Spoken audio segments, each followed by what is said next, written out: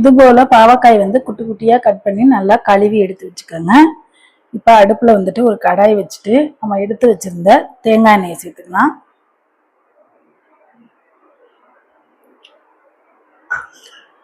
இப்போ நம்ம வந்துட்டு பெரிய பெரிய பெரிய பாவக்காயா இருக்கும் இல்லையா, அந்த பாவக்காயில வந்து கசப்புத்தன்மை வந்து கம்மியா இருக்கும். ஆனா இந்த பாவக்காயில வந்து அதிகமா கசக்கும், குழந்தைங்கலாம் சாப்பிட மாட்டாங்க.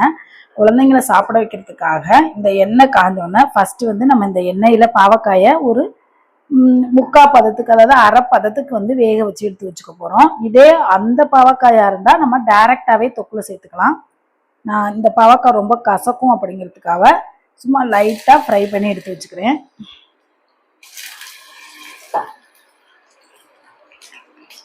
பாவக்காயெல்லாம் சேர்த்துட்டு ரொம்ப டீப் ஃப்ரை பண்ணிடாதீங்க. ஒரு அரை பதம் வெந்து வர அளவுக்கு வந்துட்டு நல்லா வறுத்து எடுத்து வச்சுக்கலாம். பாருங்க, பாவக்காய் நல்லா வதங்கிருச்சு. இந்த அளவுக்கு வதங்கி வந்ததும் வேற ஒரு தட்டுல வந்து எல்லா பாவக்காயும் எடுத்து வச்சுக்கோங்க.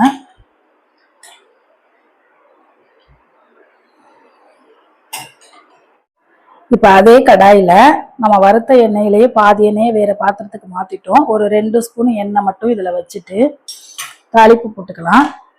அதுக்காக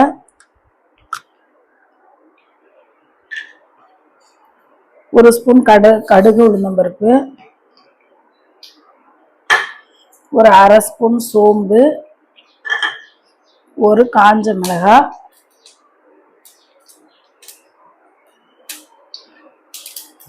இதெல்லாம் போட்டு நல்லா வெடிச்சு வந்ததும் கொஞ்சமா பூண்டு பல்லு,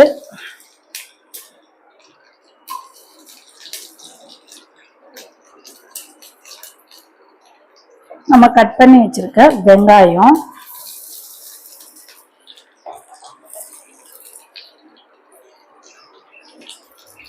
ஒரு கொத்து கருவேப்பிலை, இது எல்லாத்தையும் போட்டு நல்லா வதக்கிக்கங்க.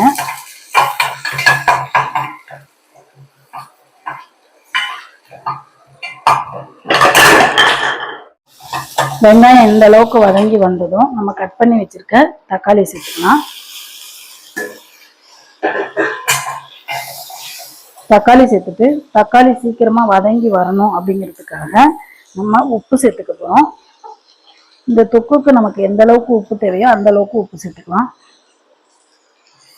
சேர்த்துட்டு தக்காளியும் நல்லா மசிஞ்சு வர அளவுக்கு வதக்கிக்கோங்க.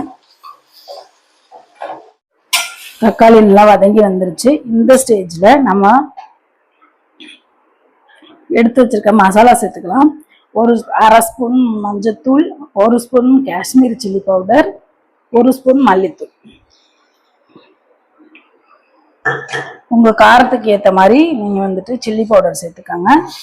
சேர்த்துட்டு இந்த எண்ணெயிலே லைட்டா வதக்கிட்டு நம்ம ஆல்ரெடி வதக்கி வச்சிருக்கோம் இல்லையா பாவக்காய், அந்த பாவக்காயை இது கூட சேர்த்துக்கலாம்.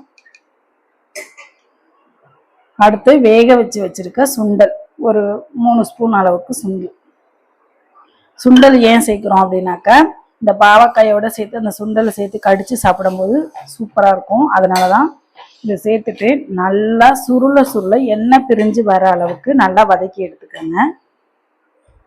இது நல்லா எண்ணெய் பிரிஞ்சு வர அளவுக்கு வதங்கிக்கிட்டு இருக்க கேப்ல நம்ம ஒரு மசாலா ரெடி பண்ணிக்கலாம். அதுக்காக மிக்ஸி ஜார்ல நம்ம எடுத்து வச்சிருக்கோம் இல்லையா தேங்காய் சில்லு, அந்த தேங்காய் சில்லு இது எவ்வளோ இருக்கும்னா துருவுனோம்னா ஒரு 2 ஸ்பூன் அளவுக்கு வரும். அந்த அளவுக்கு தேங்காய் எடுத்துக்கோங்க. ரொம்ப தேங்காய் சேர்க்க தேவையில்லை. 1 ஸ்பூன் ஜீரகம். இதை தண்ணி எதுவுமே சேர்க்காம நல்லா கொரப்பா அரைச்சி எடுத்துக்கோங்க. இந்த அளவுக்கு பாவக்காய் நல்லா சுருள வதங்கி வந்ததும் நம்ம அரைச்சி வச்சிருக்க தேங்காய் ஜீரக பேஸ்ட்டை இதோட சேர்த்துக்கலாம். சேர்த்துட்டு இந்த எண்ணெயிலே ஒரு 2 நிமிஷம் கைவிடாம நல்லா கிளறி விடுங்க. அவ்வளவுதாங்க. இந்த அளவுக்கு வெந்து வந்ததும் கடைசியா மல்லி இலை தூவினோம்னா நம்மளோட பாவக்காய் தொக்கு இல்லைங்க, பாவக்காய் சுண்டல் தொக்கு சூப்பரா ரெடி ஆயிடுச்சு. வாங்க டேஸ்ட் பண்ணலாம். சுட சுட சாதத்தோட இந்த பாவக்காய் தொக்கு வச்சு பிசைஞ்சு சாப்பிட்டு பாருங்க. சாப்பிட சாப்பிட இன்னும் வேணும்னு தோணுங்க, அந்த அளவுக்கு டேஸ்ட்டாக இருக்கும். நீங்களும் கண்டிப்பாக இதே மாதிரி ட்ரை பண்ணி பார்த்துட்டு எப்படி இருக்குன்னு சொல்லுங்கள். வீடியோ பிடிச்சிருந்துச்சுன்னா லைக் பண்ணுங்கள், ஷேர் பண்ணுங்கள், கமெண்ட் பண்ணுங்கள். மறக்காமல் பெல் ஐக்கானை கிளிக் பண்ணிவிட்டு மாலதிஸ் கிச்சன் சேனலுக்கு சப்போர்ட் பண்ணுங்கள். பாய். Joy to the world, the Lord is come. Let earth receive her King. Let every heart prepare him room. And heaven and nature sing, and heaven and nature sing, and heaven and nature sing.